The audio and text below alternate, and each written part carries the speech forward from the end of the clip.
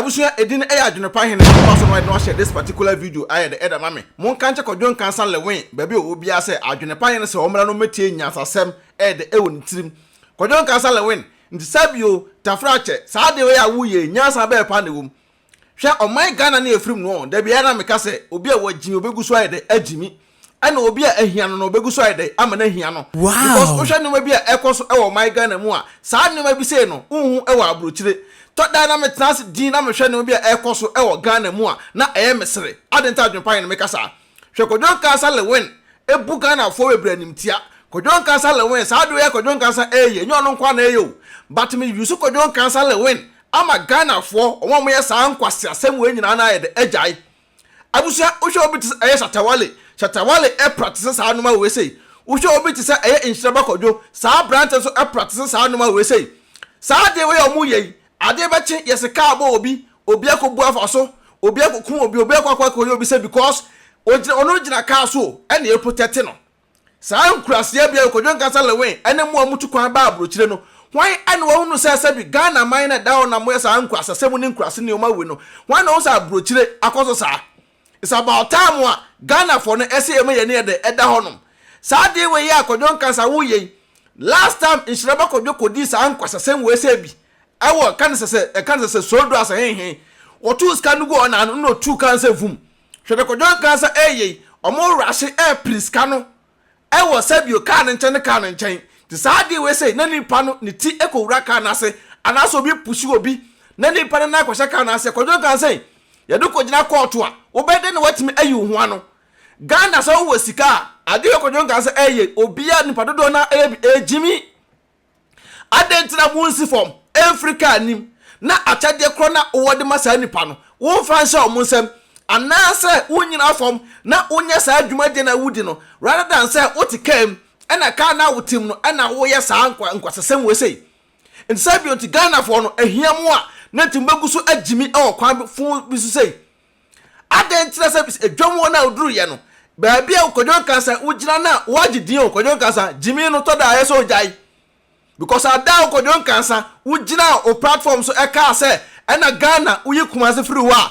ekro bia no sa da musa akoyo nyansa bia no tirim ada ugina o ka say Ghana uyi kumase free wa ekro bia no sabi Ghana a o ka sa asem no onse nipa bebredi watem ade bo o yesi eso pede MP yesi Kwadwo Nkansah o pede be MP e o kro be so mantamo be so brono be so na Kwadwo Nkansah o pesa MP no masa so wonya osika na udi ade osika wo nipa bi ade bo ma fa bo mo banye sa nkwasa kwan we se so ebi mutiti Ghana we Shatawale etra ka mu a no gina ka asoro wo chen obi a wo president no atu skagu ade beche yese ayin scanning port gu ye no obi fa bi na obi gifri ne nsem di nipa na gifri ne nsem no nipa na ko boni dua nipa na ko kuno nipa na ko mia ne mene nipa na ko yese Kwadwo Nkansah mo ko jeje omo nioma ne wi a ne ye kire mo we nyina ya kwankire o we nyina na ya kwankire e sra na Kwadwo Nkansah wo ye no ntade beche no wo de onim se wo ton nioma e wo kwankyen wo ton nioma e wo dwom usika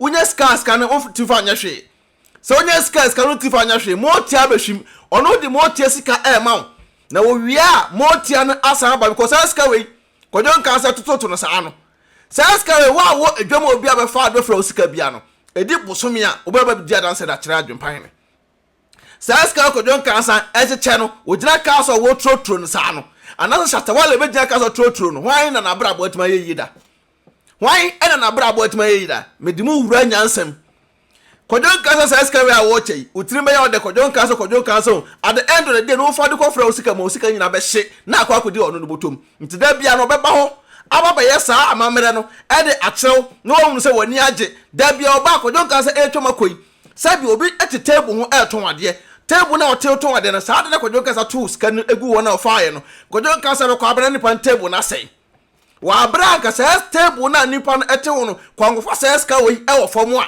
wango gina ka ho akodi sa nkwasasem we sei a ka nipa na bia sa da no ma oton kebeto ba on de we a omote Ghana eye etimida me ka kire mu Ghana fo na mote Ghana ho na ye ka asam kire mu amuntie no sa de we se aban etwetwetwem sa no we sei eye ade ekum ni papa sa de Kwadwo Nkansah na omomo akeka ho eye no because ka na wotim kwa no first place ye nyina ka so and to ska mu abonten Emanipa enfom. Enye ba Kwadwo Nkansah ne nkrofo shatawale mu nyina ka ho etimi gyina ka so etrotro sika afia so asnega we mu nyina ko gyina ka so etototu sika ade unya sika bi so ye sika bi amu odu 55 cedi 11 cedi 22 cedi no gyina ka so no tototo wo fa ya no wo ton ade a wo de tu sika mana sika nyina ase nso nyansa na Kwadwo Nkansah no shatawale ne sa nkrofo na mote Ghana na jimi akwadale mu muda musi nyansa fro nyansa mu nso wei Kwadwo Nkansah so obi enti ko sheka na ase a na de ko gyina court a obeka se ofiefo na ye wana ana obeka se obi na akansa access trap da ma wa wo jimi na achi udwan next time obeche ska si fam na fam omo ewo buo kwa so ade we omo ye omo fa buo mamu omo respect mo wa ko for say ska ni bibia no obuo bia ni wa omo de ema yembu ye fa anya hwe because ono nim say wo gyina soro eno tikem ena air condition air bon na ho ena awia air bon ti ena otutu tuska egu fom ena wo so tiwo ena jimi akwadale wo jimi akwadale wo ena wo gyina dwom wo ena wo sesa saska wi no saska na wo fon esra akwankyere na Kwadwo Nkansah ye hwan ena se bo bre enya ne sika wo bre wadwo wonya sika wo ba bedi san kwasem wi wo se kwa me despite Ibrahim amamu eskafo kukuda fo mo Ghana ebe gyina bontin atutu tuska sei dabi because omo bre no monya akoy omo bre no monya ska no nti jimi no awurawura omo adwenim ana obe gyina Ghana ka so no mo trotro ska shatawale sangfo nya kwasesem nko a jimi sa ana omo te Ghana no mo jimi ana ebenya timamanfo no bi so omo adwene wo fom nti usu nyansa se sa de we abrante we yi nti ujimi ekwachi udwan na ko wura ka na se wawu only because of 1 cedi 2 cedi ade ze Kwadwo Nkansah ebuwa won si for me cheska ne mamo abrochira hu sa nkrase ne ma we bi wa ha o abrochira sa nkrase mo hu bi wa se o nto mo no mutu kwan no mo nya sa ska fo kukudam no o magina ebadwam enjimi sei mo nso nyansa na temamamfo no so ye hia mo kwa ho hia ye nti mo nya sa ne o ma na sa ngofo we bade 1 cedi ebe gina ho ne atoto Kwadwo Nkansah na ekono shatawale na ekono afia so asnega kan say obi ko din e woni kunumpa so na ekono nkwasesem sa na ye mo de no moja mo no mko sa de be na aboa mo ntabu so amede esa aban e bande sa de we say e wo Ghana sa omugina ka so etimi trotro ska e de egu fom na amanfo iPhone no enya de eboa emwa because at the end of the day no sa no we etimi kum nipa afri wiase ntabu so we short video am de bro share the video na nkoto mpanyimfo bi na yetimi entwitwa sa nkwasesem we say IGP dampare sa video we say biemu a esa sa nipa no obegina ka so esa adana esa wusiw no na nipa no esu anyasa na ode jimi ekopo ba bia de ekokotena because ankwasem we say no ya bre e o my ganem abuso ba so me ka tap send edama tap edwumadi komaso yasa na person send this kafra mo na edko Ghana tap app na me kan for dama first time app na be here a promo code AdwenepaheneTv no bogu benya discount kama wati asesa pepe na me kan for Nasboy Enterprise eso aye the edama Nasboy Enterprise ebe boa aye all type of POPs aye the edama obesi udan kama so aye the edama okona so yeso a edin Adwenepahene anase BeckyTv na me kan for Destiny Roofing and Steel Trusses Destiny so be the board down so kama on board down so enye tata bia wati aso de mu ete se de oda aburuchire edem kama medu besia nyame adoma ye be san ye hye Kwadwo Nkansah shatawale ene afia so asene gana mo maka munsu anyansa ne sa ye badom kwa kugina court obi wo sa ne mo yesi hu a mbetum pigat musamya peace out. Auntie isi na from you.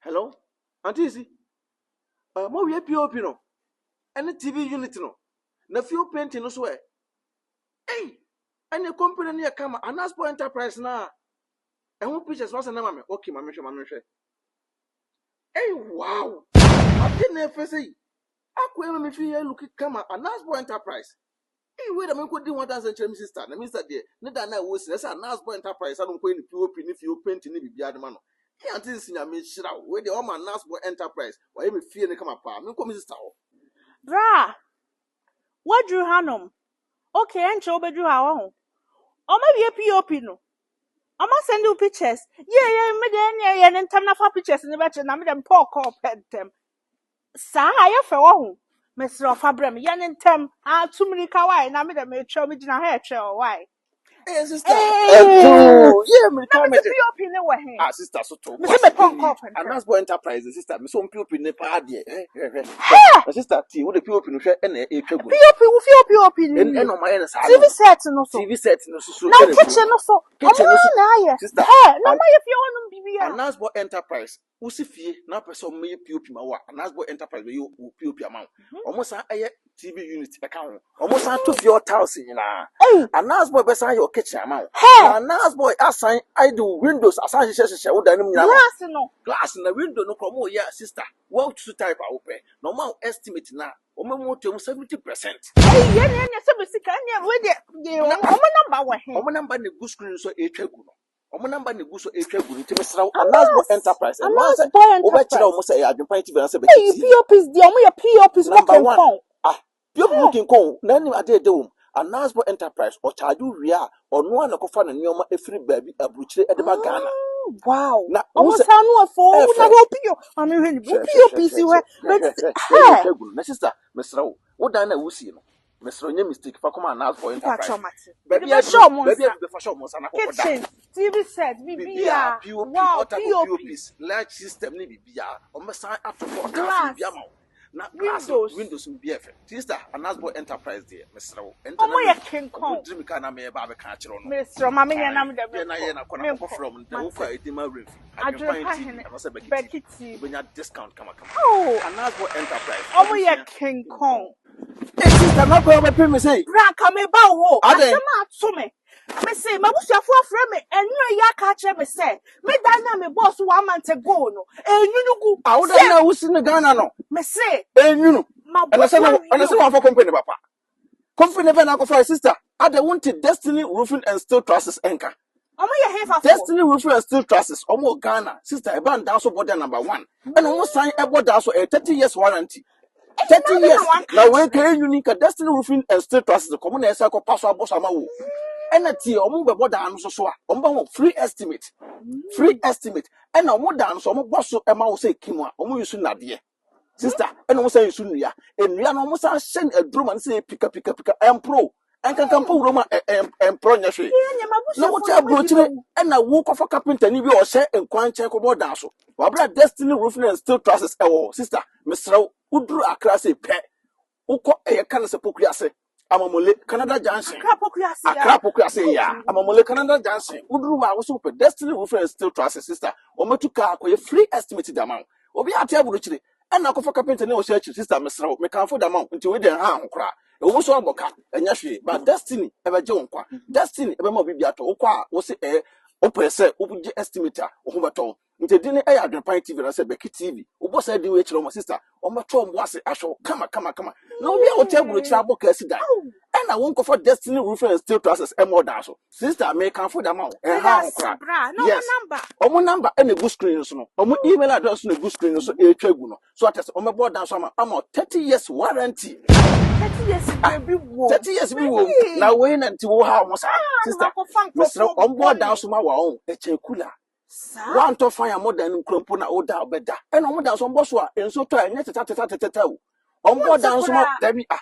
Omo down so omo be so abrochire Destiny na tidin omo be so abrochire to omo down so wo dem ayefo enya tata to makanfo da ma to we dem srew wetim no mo ankasa connect straight abusuafo bi ani for one na bi ani sa pepe nte mekanfo aye de edama to we pa de for mo number no so na ese etwagu no email address na ese etwagu no sister abusua Destiny Roofing Sheet and Trusses. Omo ba ma Ghana for. Odo, mi ko kroma ba o. Number to ko edo he ma. Mi wo fa bie mo se me send ni ska wo Ghana. Ma me na so wo fa send ni ska ni kwa so kokuro. Na ma ye ne dey. Tina fi na send there. E kwa bet na me. Me announce tap nka. Dia. Tap send. Na no so ye dia. Apo aba obi ada no dugu no phone so. Na wo dey register the send ska kofi. Ayente na hwe. Sir. Na wo kwa bo ko trace ka extra. Man mesrew. Me kan for tap send amount. So you use iPhone and also over time no App Store. No download the Google phone so Android phone so no Google Play no download the Google phone so mesrew and I will send this also mesrew of first transaction be no so we hear promo code no so AdwenepaheneTv AdwenepaheneTv edegum. Yes, ntimpacho. Uboguma, uwo Europe kwa ubenya 5 euros free. Before the same party for. Some can tap send edamount. Who America to Canada dia. Hey, mama, $10. To Miss now, man, how about one for say, and quite want to be a so pay. Mpacho, who piano no echo. Some quite want to download this year to the fee, Mpacho, not relaxing. No one's in Pio Quabonte. Me Quabonte. Mammy, now, dear, I am the company said, first one almost a credit card and come on. And that dear tap Paula Mantemo said the Campo, but we are mobile. Was it who shoot no more bank card, which means register as a list of assem debt. I tell you, Yated, to tap a bar, I'm a here for, say a Sunday Campo Ghana. Now, rating so a come, you dear mamma. Miss Row make a farmer. Also, when you are may know bad the power and tentum to Miss Row promo code the Bogum and Woodiam. I know 5 euros free. I know more Canada soon in US and so bring up $10. Oh, say your day. I am a daddy for the only open. I ain't a tap here, come on. Hey, tap send Abusia.